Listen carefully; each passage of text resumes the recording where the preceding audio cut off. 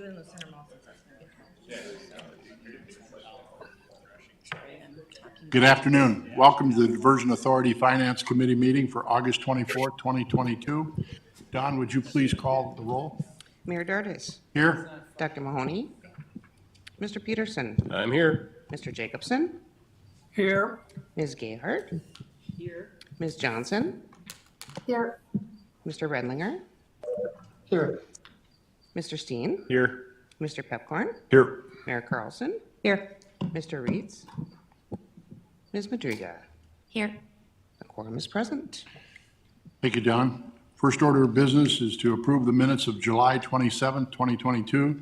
They are in the attachment. They're on page 3, and they have been distributed. So moved. Thank you, Mayor. Is there a second, please? Second. Thank you, Commissioner. It's been moved and seconded to approve the minutes of July 27th, 2022 as distributed. Is there any discussion? Hearing none, all those in favor, please signify by saying aye. Aye. Aye. Opposed? Motion carried. Thank you. Next order of business is to approve the order of the agenda. It has been distributed. It is in your packets. Steen moves to approve. Thank you, Commissioner Steen. Is there a second, please? Peterson second. Thank you, Commissioner Peterson. It's been moved and seconded to approve the agenda as distributed. Is there any discussion? Hearing none, all those in favor, please signify by saying aye. Aye. Aye. Opposed? Motion carried. Item number 4 is the approval of the bills. Call on Ms. Terry Gerhardt for that report. Finance Director, City of Fargo. The bills that have been received through August 16th total $2,014,000, the largest of which is from Cass County Joint Water Resource District. They are diversion bills totaling $1.7 million. Are there any questions? The finance report is an actionable item that we can do with a voice. Approval. Oh, approval bills, excuse me. Move to approve. Thank you. Is there a second? I'll second. Thank you, Commissioner Pipcorn. Been moved and seconded to approve the bills as presented by Ms. Gayhart. Is there any discussion? Don, would you please call the roll? Mayor Dardis. Yes. Mr. Peterson. Yes. Mr. Jacobson. Yes. Ms. Gayhart. Yes. Ms. Johnson. Yes. Mr. Redlinger. Yes. Mr. Steen. Yes. Mr. Pepcorn. Aye. Mayor Carlson. Yes. Ms. Madriga. Yes. That is everyone. Thank you, Don. Next order of business is the finance report. Again, we call on Ms. Gayhart for that report. Your net position rests at $149 million. It consists of $141 million of cash assets, $8 million of receivables and prepaid expense. Are there any questions?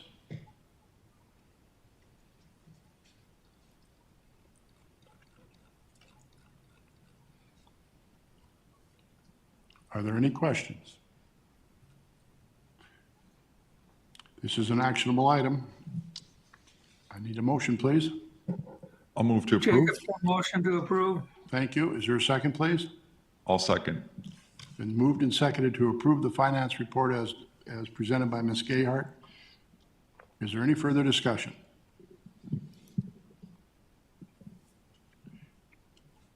Hearing none. All those in favor, please signify by saying aye. Aye. Aye. Opposed? Motion carried. Item number 6 is the Executive Director's Financial Report. Mr. Paulson. Thank you, Mr. Chair and members of the Finance Committee. On the first sheet here, we'll start with our revenue sources. Again, keep in mind that the sales tax numbers are about a 3-month delay. And so year-to-date, we're still tracking where we anticipate being, actually a bit more on the sales tax side than what we were anticipating. But everything looks good there. You can see the Fargo and the Cass County sales tax, and then you can see our draws from the state of North Dakota. The 50% match is still the Water Commission funds that we're drawing down. And then the legacy bond draw this month of 12.8 million. So certainly open for any questions on that. Any questions for Mr. Paulson? Thank you, Thank you very much. Item number 7, contract. Oh, sorry, Mr. Chair. I'll keep going with my apologies. my expenses too. So, expenses, again, are looking on track. We're actually tracking to be under budget this year for our 2022 cash budget. Some of that is just ramping up the P3 side. That's happened just a tad slower than we had anticipated when we formulated the cash budget. Overall, though, things are all, for the most part, tracking under budget and as anticipated. Again, our large areas are the lands in impacted property mitigation. You can see 19 million to date. And then our other areas are non-construction costs. So those are engineering and program-related costs. And then the City of Fargo, River Stage 37 at the 4 million. And then, of course, our third-party MOU obligations at 8.5 million to date. I'll just quickly move through the level two. I have a question if you want. Sure. Just on the expenditures, Joel, you kind of touched on this a little bit, but we've got a current year, budget of 195,000 basically. Spent to date about 44,000.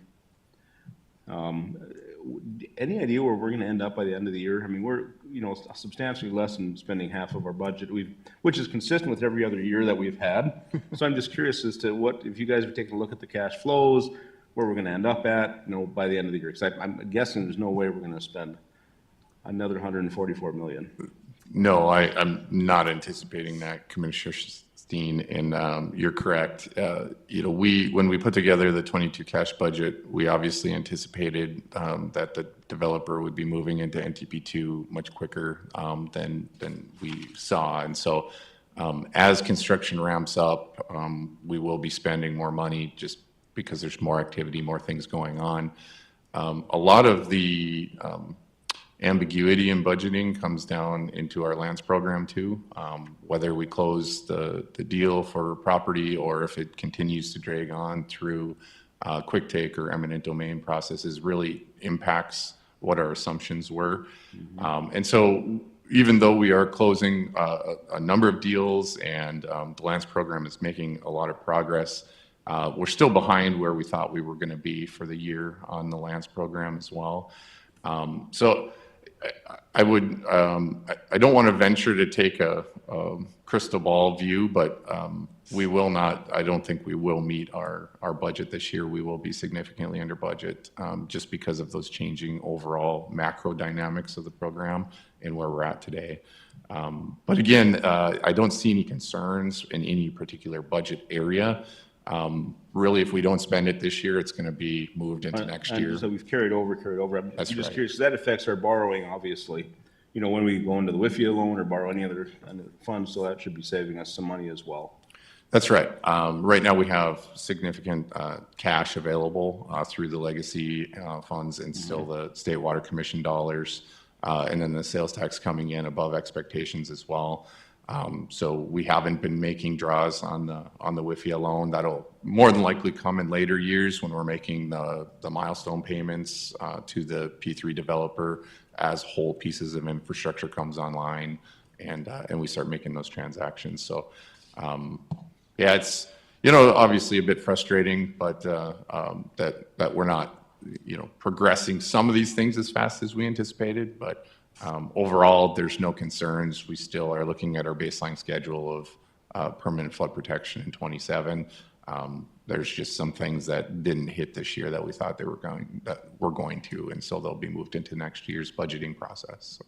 All right, thanks. With regard to Commissioner Steen's question, pages on our packet this month, pages 29 and 30, has a summary of all of the land expenses from the beginning to date, obviously July 31st, and we're at $332,714,793. So that gives you an idea of how we've moved along in the specific areas of which those dollars were spent. Please continue, Mr. Paulson. Thank you, Mr. Chair. So again, this month, I'll quickly move through level 2 detail, but please stop me if there's any questions on any of the particular line items. But we did break out in this format the macro level line items into more individual ones. So again, here you can see the program management much lower than what we anticipated, and that's because the P3 hasn't, they're just ramping up into full-scale construction now. We were anticipating a whole year of that, and so that's significantly under budget.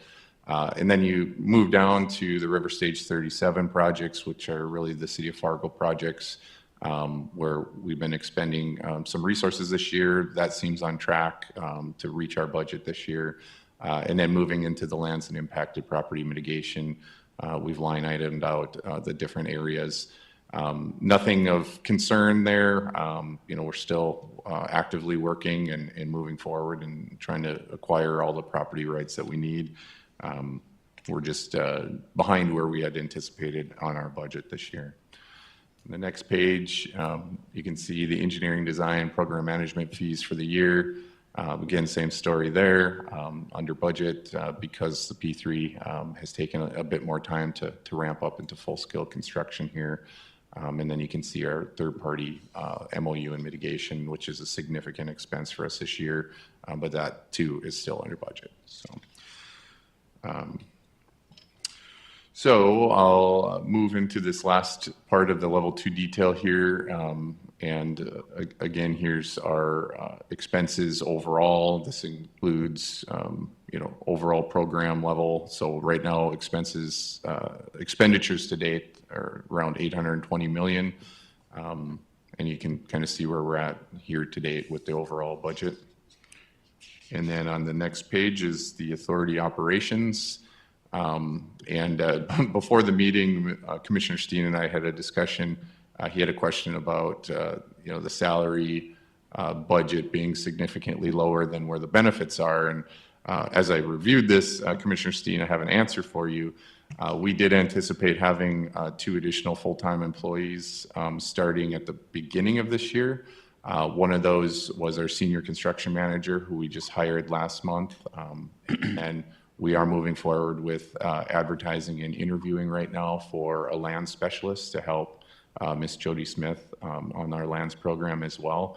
Those 2 positions were anticipated to be hired at the beginning of the year, but because of where we're at with the program, we waited until where we're at now, and so the budget will be under budget for our salaries, but the benefits then are probably more in line with what the baseline benefits for the authority were going to be.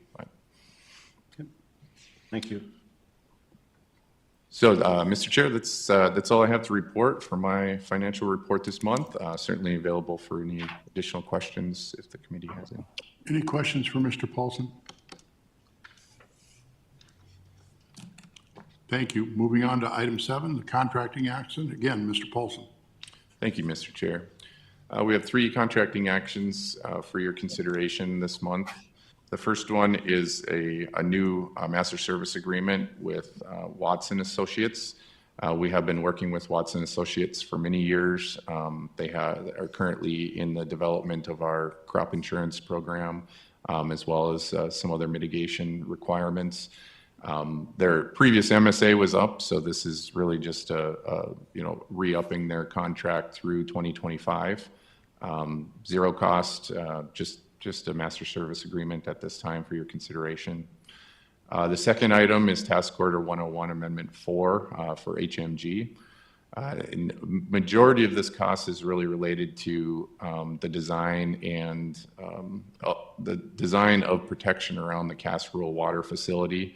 And as this committee might be aware, that was a facility that was being considered to be moved out of the upstream mitigation area. By moving it out of the upstream mitigation area, it caused quite significant impacts to their system, and so we looked at a number of alternatives. Ultimately, we were able to determine that the lowest cost option was to keep the facility in place and protect it with a ring levee. And so this would be for the design of that system, as well as some mobility improvements within Cass County, 38th Street and 52nd Avenue, which were anticipated with the program. Anyways, this would just be a contract amount to design and move forward with those projects as well. The third contracting action is Task Order 2 Amendment 0 for Red River Valley Cooperative Power.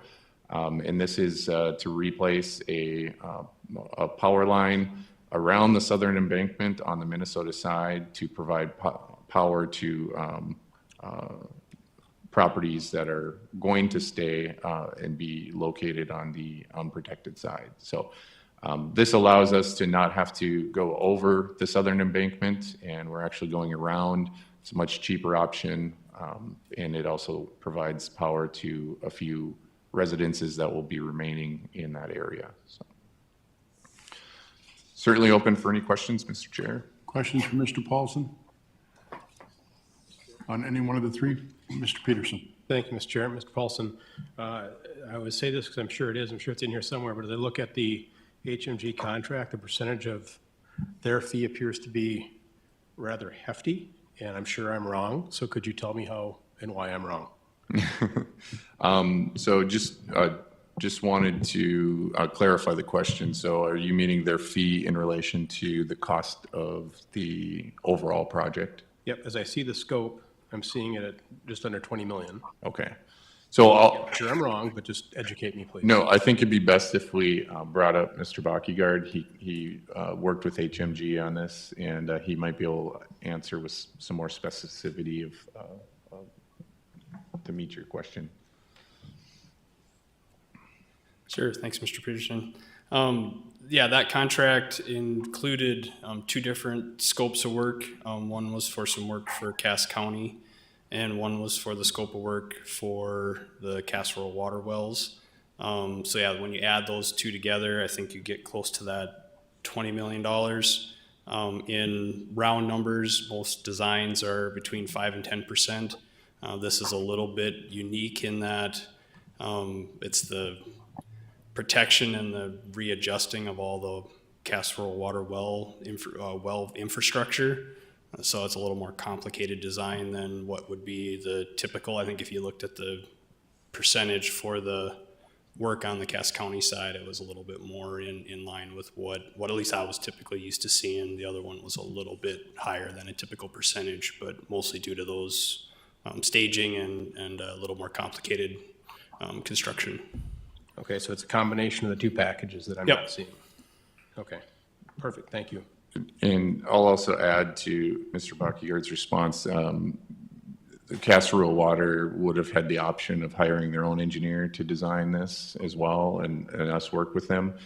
We felt it was more cost prohibitive for us to do that work as the authority, since we're closely related with the Corps' work, and we can coordinate that much more efficiently than having another engineer come in and start designing and coordinating with Independent of us. Right. Got it. Okay, thank you, Mr. Chair. Any additional questions for Mr. Paulson on any one of the three contract actions? All right. This is an actionable item.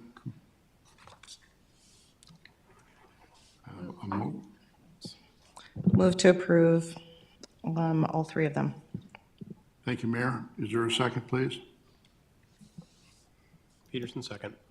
Thank you, Commissioner. Been moved and seconded to approve the contracting actions, items 1, 2, and 3, as presented by Mr. Paulson. Is there any further discussion? Don, would you please call the roll? Mayor Dardis. Yes. Mr. Peterson. Yes. Mr. Jacobson. Yes. Ms. Gayhart. Yes. Ms. Johnson. Yes. Mr. Redlinger. Yes. Mr. Steen. Yes. Mr. Pepcorn. Aye. Mayor Carlson. Yes. Ms. Madriga. Yes. That is everyone. Thank you, Don. Next order of business is item number 8, is the Metro Flood Diversion Authority 2021 Audit Report Acceptance of Findings. We'll call on Ide Bailey on Zoom, and I believe Jamie Fay is on the line with us. Good afternoon. Can you hear me okay? Just fine, thank you. Excellent. Well, I'm going to go ahead and screen share. I'm going to pull up The report, if you've got a copy of it, you can follow along loosely. We don't have much for a formal presentation on this one, but we're just going to step through a few pages of the report and kind of talk through it. So as you said, I'm Jamie Fay. I'm the audit partner on the Diversion Authority's audit for really since inception. This year, we're talking about December 31st, 2021. So that's what we have up on the screen here. We worked with the authority and everyone involved to get the audit done, got it done on time and ready to go. So we'll step through just a few high-level things. If you have questions, feel free to stop me and ask. So first and foremost, everybody wants to know the opinion. So we come in and do an audit. That means we look at a selection of things. So a handful of transactions. We do a handful of calculations to get to, hey, we think a balance should be this. Is it close to that? If not, why? So we do a number of different procedures to get to our opinion, and we provide an opinion on if the financial statements are materially accurate or not. The authority received a clean, unmodified opinion. That's what you want, and that's what you've gotten in the past. So that's really what the auditor's report is saying. There's a bunch of language in there that's standard, but at a high level, that's kind of the cliff notes. So then next up is the statement of net position. So this really talks about what do you have as far as cash, some payables. What do you have? What does the authority have? So there's about 148 million in total assets. That includes things like cash, accounts receivable, receivables that you have. And then for liabilities, there's about 55 million as of end of year in liabilities. That a significant portion of those liabilities is that settlement payable that's out there. And there is some detail on that in the future, but that's one I wanted to point out because that is a pretty big number as far as the total of those liabilities. So then the next statement in here is the statement of activities. This really is kind of what a lot of people will call the income statement. So what did you get for revenues? What did you spend? Total change in net position, we'll make it a little bigger here, is about 57 million positive change. So that left that ending net position of about 93 million. So once you got in what you had and then spent out what you spent for 2021, that's where you ended up. Any questions on these first two schedules? Okay. The next couple of these are the fund statements. So they look a little bit different because they don't include any of the long-term items. That's just the way that government reporting happens. So it's a little different, but kind of the same look and feel. You had about 148 million of assets, and then those liabilities are down a little bit because it doesn't include that $40 million settlement. So fund balance at the end of the year was just under 100 million there. And then the statement of revenues, expenditures, and changes in fund balance. This is just the kind of quote unquote income statement that goes with those other fund statements. Net change is a positive 30 million. So brought that fund balance up to just under 100 million there. So those are really the numbers, and we talk about the numbers a little bit because that's really what's the meat and the potatoes here. But what I wanted to touch on were kind of those other things, like what are kind of those other things that happened? Were there any findings? Was there anything noted in the audit? Those are the questions that we get a lot. So the page I'll point you to is page 22. It's the footnote on the settlement liability. So if you have any questions about what that number looks like, that detail is in here. So the way that gets recorded is it's a liability for 40 million that will be paid per the amortization schedule, but then also interest is accrued every year on that balance. So that's where that big number is coming from. So that was the one footnote that I wanted to point out because that is a little bit, that's kind of the big number on there. And then the last part is the findings. So the two findings that came up this year, we call them material journal entries and preparation of financial statements. So what that means is the first one, material journal entries, that means that Bailey, when we were preparing the financial statements and the audit, we came across a couple of things that said, hey, we need to make a journal entry here to get this to be materially accurate. So we proposed a journal entry that got posted. So the financial statements are materially accurate. We just have to point out the fact that we made a journal entry or proposed a journal entry to make that happen. The second one is called preparation of financial statements. What that means is Bailey prepared your financials. In the past, that has been done by the City of Fargo finance staff. So that's why these look a little different than they did last year. They're new.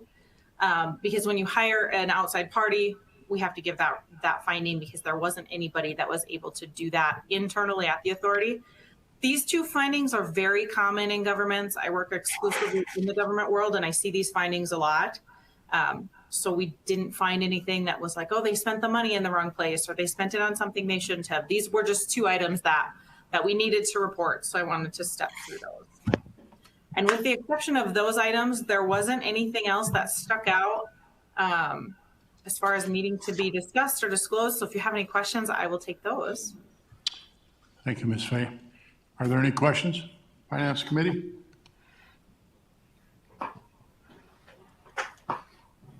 It doesn't appear that we have any questions. Thank you.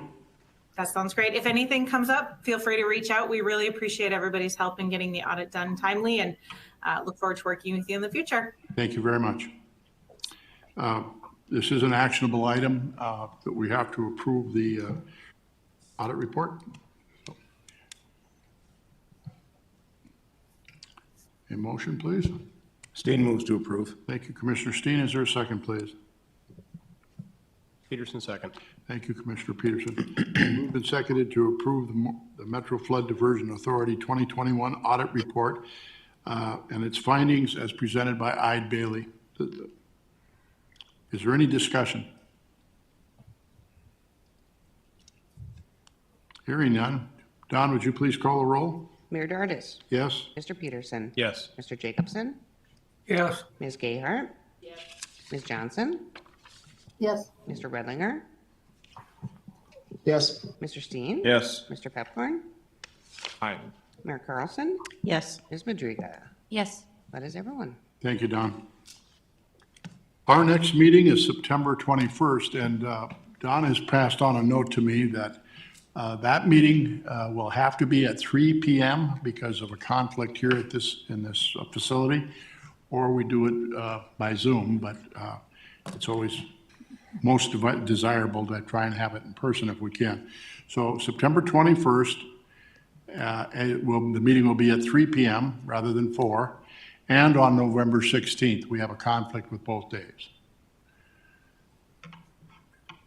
So I see some people nodding their heads. I'm hoping that that will coincide with your schedules and the like. So again, September 21st at 3 p.m. and November 16th at 3 p.m. Does any member of the Finance Committee have anything else they'd like to bring forward at this time? Oh, I would just request, Chair, that if Don could just set up updated meeting. Thank you. No one? Staff, anything? All right, we stand adjourned. Thank you.